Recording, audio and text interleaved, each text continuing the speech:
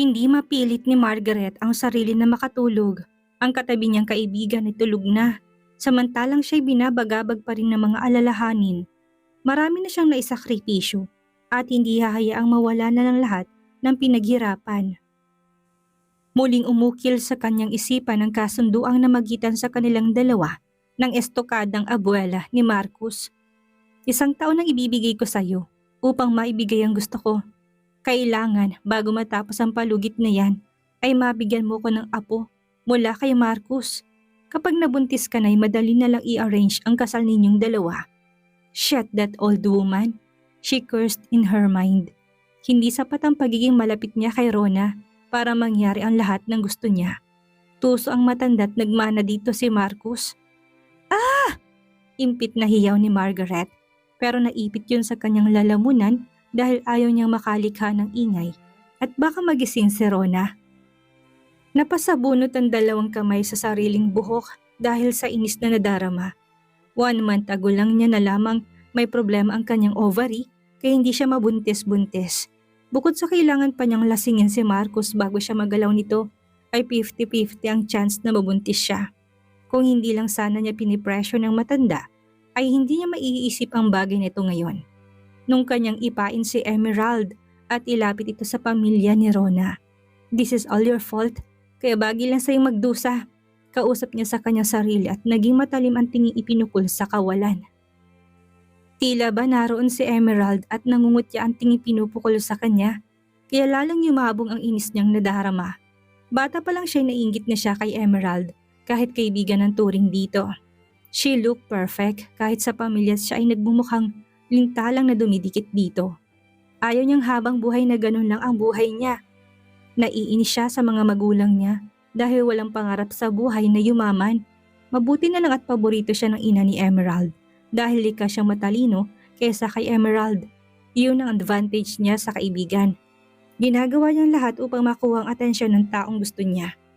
Napangisi si Margaret habang sinasariwa ang nakaraan. Isa siyang mabait at huwarang anak sa mata ng lahat ng nakakakilala sa kanya. Pero hindi niya gusto ang kaawaan siya. She hated that feelings. Walang ginagawang masama sa kanya si Emerald pero ayaw niya dito sa kaloob-looban niya dahil taglay nitong mga bagay na wala siya. And now, she hate her more dahil kailangan na naman niyang gamitin ito upang maisakatuparan ng pinakamalaking minimithing mapa sa kanya. Samantala, nagising si Emerald dahil sa sobrang sakit ng kanyang ulo.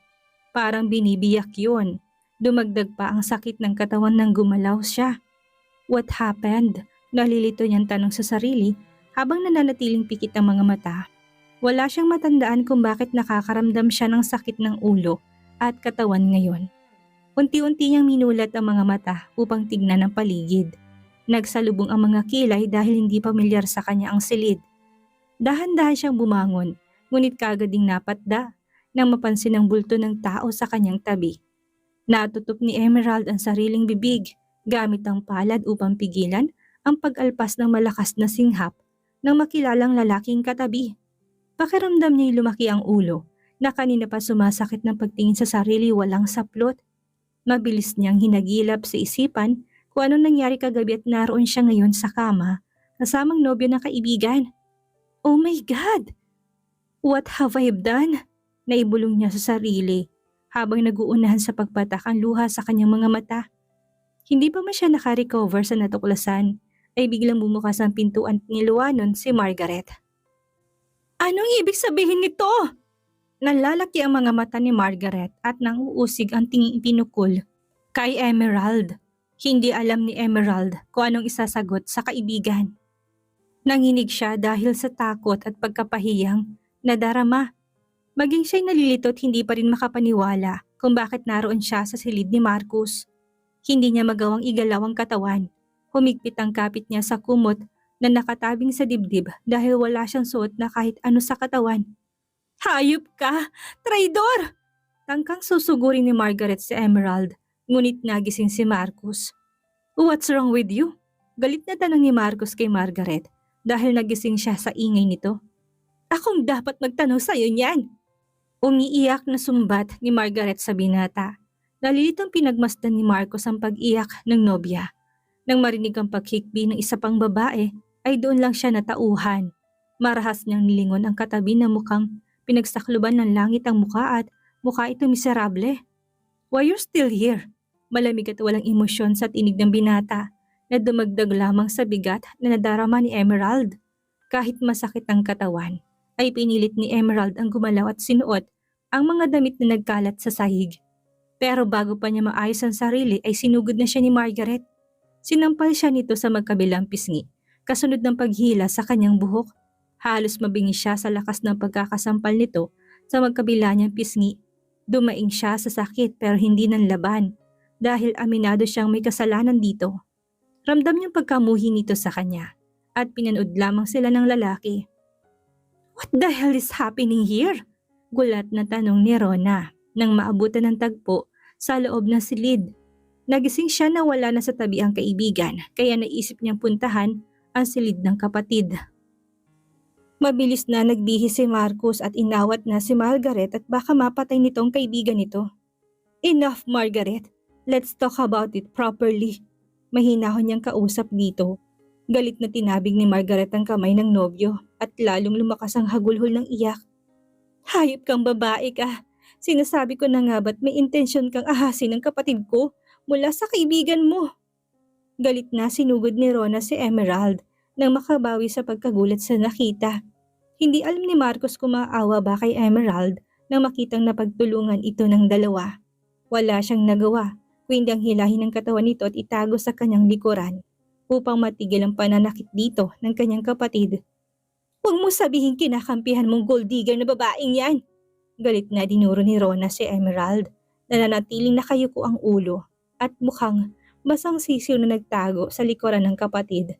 Enough! Natahimik si Rona nang tumaas ang boses ng kapatid. Nasa mukha rin ito ang galit at alam niyang nagpipigil pa ito ng bad temper nito. Maniwala kayo, hindi ko rin alam kung paano ako napunta dito. Ang natandaan ko lang hinatid mo ko dito, Margaret. Nagpasaklolo siya sa kaibigan at nagmamakaawan tingin dito. Ngunit lalo lamang itong nagalit sa kanya. Sinasabi mo bang ako nagdala sa'yo sa silid na to? Tingin mo ba'y ganun na ako katanga, Emerald, para dalhin sa boyfriend ko? Nalilisik ang mga mata ni Margaret at hanggang aabutin muli ang buhok ni Emerald. Ngunit humarang si Marcus. I said enough! Bulyaw ni Marcus bago binalingan ng babaeng nasa likuran. And you? Napapiksi si Emerald at biglang lumayo sa lalaki nang humarap ito sa kanya. Nagtagumpay ka sa plano mo ngayon, pero itong tatandaan mo. May nangyari lamang sa atin dahil sa drogang pinainom niyo sa akin. Natutup ni Ron at Margaret ang sariling mga bibig sa natuklasan. Galit at pandidiri ang nadarama nila ngayon para kay Emerald. You're the worst woman that I ever met at huwag kang mangarap na pananagutan kung nangyaring ito sa atin. Hindi ka karapat-dapat na maging ina ng mga anak ko, kaya umalis ka na sa harapan ko bago pa kita makaladkad palabas. Parang kulog at kidlat ang bawat salitang binitawan ni Marcus na tumama sa puso ni Emerald. Dahil sa kahihiyan at takot dito ay mabilis siyang tumalima. Pero bago siya makalampas kay Margaret ay nakita niya ang pagulma ng kakaibang ngiti sa labi nito. Habang naglalakad palabas ng hotel ay magulo ang kanyang isipan na ipagpapasalamat niya at nagawa pa rin niyang bitbitin ng maliit niyang bag. Nanatiling nakayuko ang ulo niya at hindi magawang salubungin ang mga nagtatanong na tingin ng mga taong nadaraanan sa hallway. Bakit hindi siya pagtitinginan? Magulong buhok niya at alam niya nagkalat din ng make-up sa kanyang muka dahil galing siya sa pag-iyak. Ang suot niya ring dress ang hindi na maayos ang pagkakasuot sa kanyang katawan. Dumiretso muna si Emerald sa isang palikuran at inayos ang sarili. Ayaw niya magmukhang kawawa at makita ng ina sa miserable niyang itsura. Nang wala ng babae pabagsak na umupo sa kama si Marcus. Hinilot ang noo dahil ngayon niya naramdaman ang epekto ng nangyari kagabi. Hinayaan niyang tahimik na umiiyak si Margaret habang inaalo ito ni Rona. Wala siyang dapat ipaliwanag. Siya si Marcus Harper. Hindi mahalaga sa kanyang damdamin ng ibang babae, maliban sa kanyang abuela at kapatid. Naawa si Rona sa kaibigan. Siyang nasasaktan para dito sa inasta ng kapatid. Sa ugali ng kapatid ay alam niyang wala itong balak na amuin ang kanyang kaibigan o humingi ng patawad dahil sa nagawa nito. Isa pa'y mukhang biktima lang din ng kapatid ng babaeng yon. Gusto ko munang mapag-isa. Banaag ang sakit na nadarama sa mga mata ni Margaret nang magsalubong ang tingin nila ni Marcus. Humihingi siya ng paliwanag dito, ngunit nanatili lang ito sa pagpapakita ng panlalamig. Margaret, halika, umuwi na muna tayo. Huwag kang mag-alala, magiging maayos din kayo ulit ni Kuya. Nakakaunawang tumango si Margaret sa kaibigan. Kilala ni Ron ang kapatid nito, kaya alam niya nakakabuti ngang huwag piliting magsalita ang binata. Baka pati siya ipagtulakan nito palayo sa buhay nito kapag ipinilit niyang kanyang gusto ngayon. Rona, ikamamatay ko kung mawala sa buhay ko si Marcus. Muling humagulhol ng iyak si Margaret nang nasa sasakyan na sila ng kaibigan. Huwag mong isipin yan dahil hindi ko hayaang mangyari yan. Ikaw lang ang gusto kong mapabilang sa pamilya ko at gagawin kong lahat upang hindi magtagumpay ang ambisyosang babaeng yon. Lihim na nagbunyi ang kalooban ni Margaret sa mga narinig. Nagpatuloy lang siya sa pag-iyak sa balikat nito hanggang makarating sa sarili niyang condo unit. Gusto ko munang mapag-isa. Pinigilan niya si Rona nang tangkang sasamahan siya hanggang sa loob. Promise me na wala kang gagawin na hindi maganda sa sarili mo. Seryoso mukha ni Rona at nag-aalala pa rin siya sa kaibigan. Kung siyang nasa kalagayan nito ay baka nakapatay na siya ng tao. Ngumiti siya kay Rona upang mapanatag to. I love myself. Biro niya dito pero mapait ang ngiting sumilay sa kanyang mga labi. At saka ayaw ko makita kang malungkot kapag nawala ako. Naluluhang niyakap muli ni Rona ang kaibigan. Muling naalalang nangyari noong malilit pa sila at pareho silang na-trap sa isang lugar na malayo sa kabahayan. Please, take care of yourself. Kapag may kailangan ka, tawagan mo lang ako. Bili ni Rona sa kaibigan. Bago ito hinayaang makababang mag-isa sa sasakyan. Malungkot na sinundan ni Rona ang tanawang kaibigan hanggang makapasok ito sa loob ng naturang gusali ng condominiums. Magulong isipan na nagpahatid si Emerald sa isang taxi driver pauwi sa bahay ng kanyang mga magulang. Hindi niya alam kung paano at saan magsisimula upang magkaroon ng linaw ng lahat na naganap sa hotel. Biktima lang din siya pero walang naniniwala dahil kahit sa sarili hindi niya rin alam kung paano ipaliwanag na napunta siya sa silid ni Marcus. Lalo ng mga bagay na nangyari sa kanila ng binata. Gusto nang sumabog ng kanyang puso dahil sa pinaghalong emosyon. Siya ang agrabyado kung tutuusin dahil na walang pinakaiingatan niyang puri sa isang iglap lamang. Ang malalapay hindi niya asawa o boyfriend ng taong nakauna sa kanya. Naisubsob niyang mukha sa dalawang palad na nakatukod sa kanyang hita. Naipagpasalamat na lamang niya at mabait ang driver. Pinahiram pa siya nito ng jacket nang mapansing nilalamig siya. Nandito na po tayo, ma'am. Untag ng driver sa kanyang pasahero nang tumapat sila sa address na binigay nito sa loob ng subdivision. Salamat po. Inabot niya sa driver ang pera at hindi na kinuha ang sukli. Pagkababa ng sasakyan ay mabibigat ang mga hakbang na pumasok siya sa gate ng kanilang bahay. Ang akala niya ay makakapagpahinga sandali ang kanyang isipan pagkapasok. Ngunit mas malaking dagok pa sa kanyang buhay palang naghihintay pagkaharap niya sa ina. Haliparot ka! Galit na sinugod ni Fatima ang anak at hinilang buhok nito ng magulo na. Aray ma! Ano po kasalanan ko? Nagtatanong ka pa? Isang malakas na sampal ang pinadapo ni Fatima sa pisngi ng anak. Masama ang loob na sinalubong niya ng galit na tingin ng kanyang ina. May kutob na siya kung bakit ito nagagalit sa kanya ngayon. Sa halip na maawa sa itsura niya, ay lalo lang itong nagagalit sa kanya. Paano mo ito nagawa kay Margaret? Mahabaging langit. Wala siyang ginawang masama sa'yo para sirain ang pangarap niya at agawin ng lalaking tanging pangarap na makasama sa kanyang buhay. Nanginginig sa galit ang boses ni Fatima. Tikom ang bibig na napailing si Emerald habang humahakbang paurong upang dumistansya sa ina. Anak mo ba talaga ako, ma? Napatda si Fatima sa kinatatayuan at napatitig sa anak. Paano mo naisip na itanong niya sa akin? Nasisiraan ka ba talaga ng bait na babae ka? At sino sa tingin mo magiging ina mo bukod sa akin? Kung husgahan mo ko noon pa man, ay gano'n na lang. Hindi mo pinapakinggan ang panig ko bago mo ko saktan at usigin. Masama ang loob na sumbat niya sa ina. Huwag mong ibahin ang usapan. Bulyaw ni Fatima sa anak. Hanggang ngayon ay naglalaro pa sa isipan niya ang sakit na nadarama ni Margaret. Tumawag ito sa kanya kanina at umiiyak. Nang ikwento nitong lahat ay awang-awa siya dito at nagalit sa kanyang anak. Hindi ko rin po alam na kayo kong ulong sagot niya sa ina. Wala kang kwentang anak at kaibigan. Lumayas ka rito at huwag ka nang babalik hanggat hindi naaayos itong sinira mong relasyon. Kinakabahan na sinundan ni Emerald ang ina na pumasok sa kanyang silid.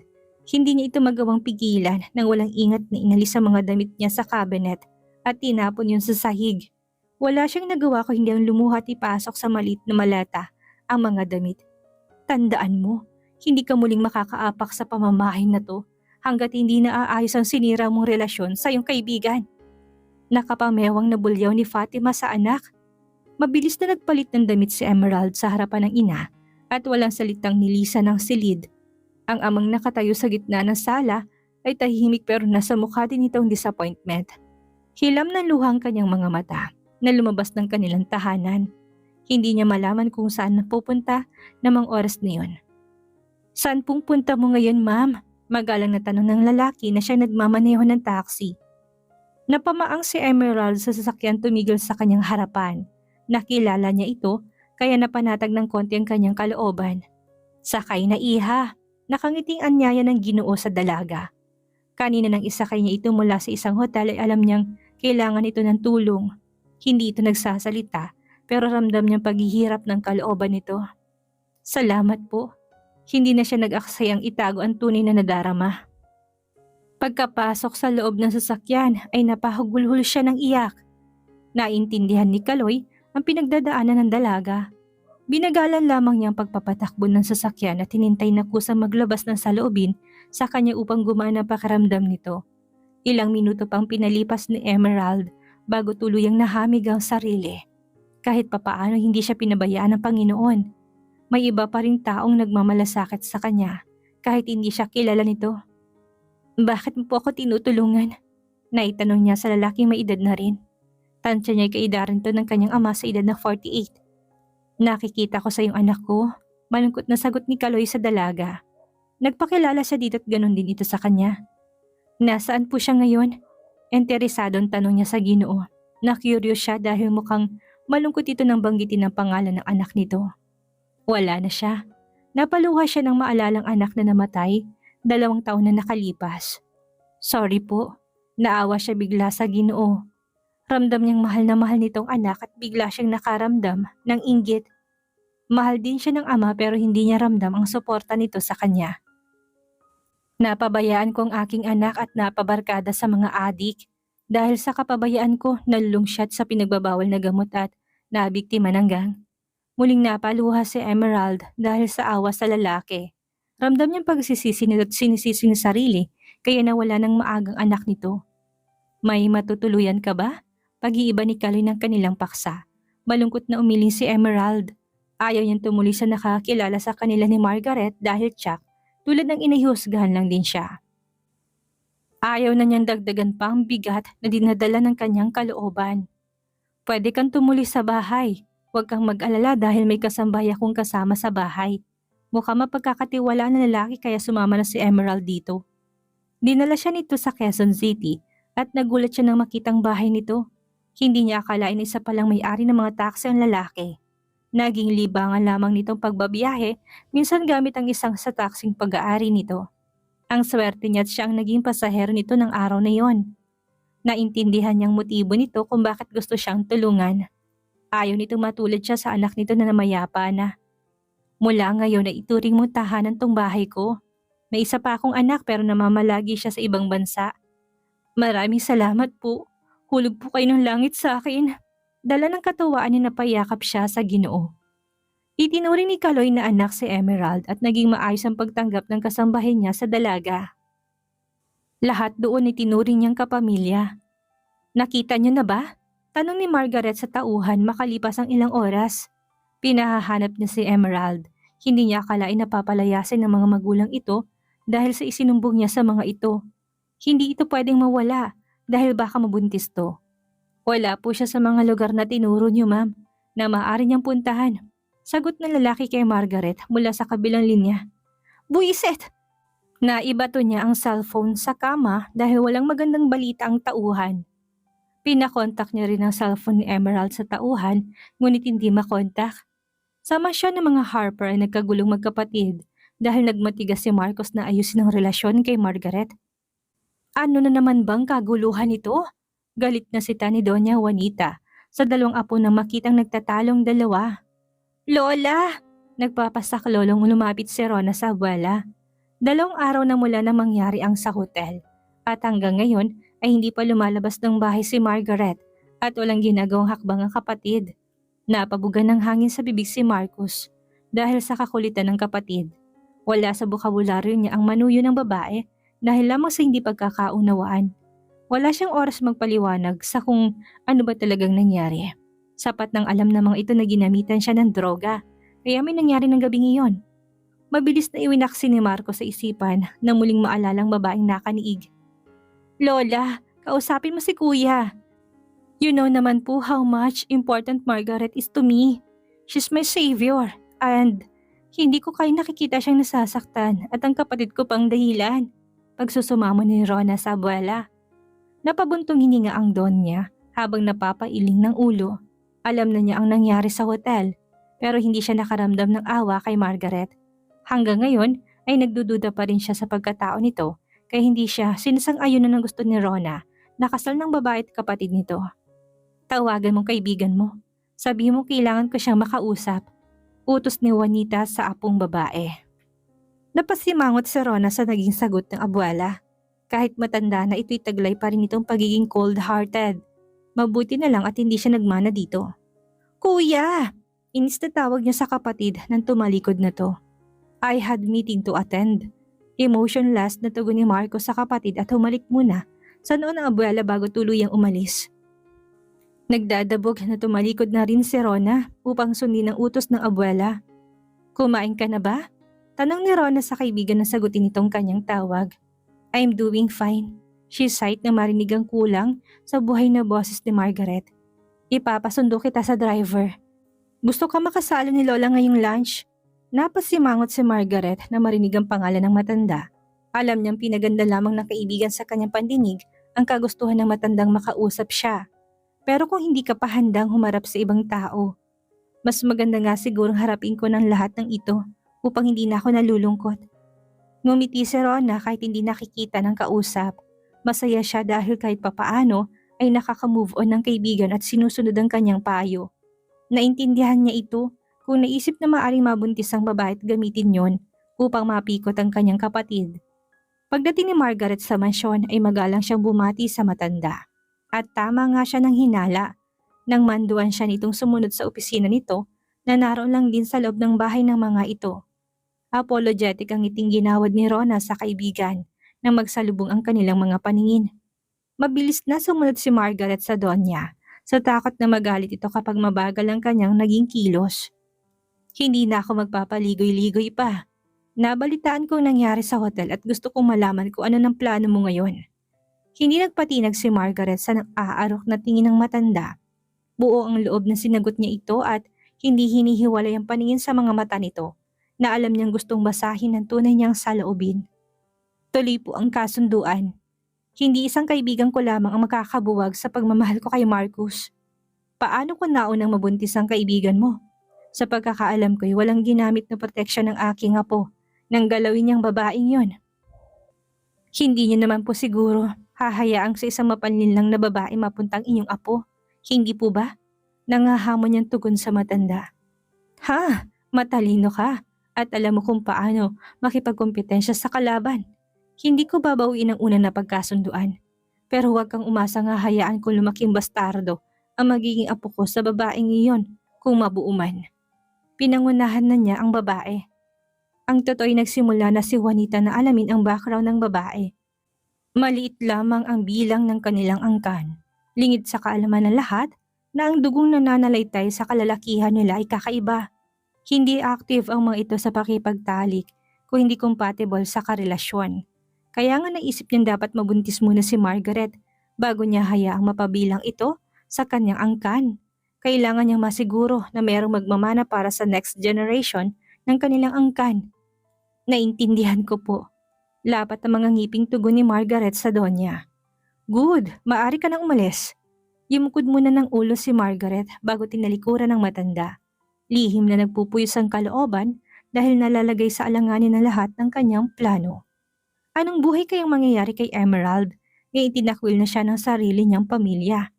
Ang bagong pamilya na kayang tumanggap kay Emerald, ang pag-asa ng dalaga? Magawa pa kaya ni Margaret ang mga plano niya? Yan ang ating aalamin sa susunod nating kabanata.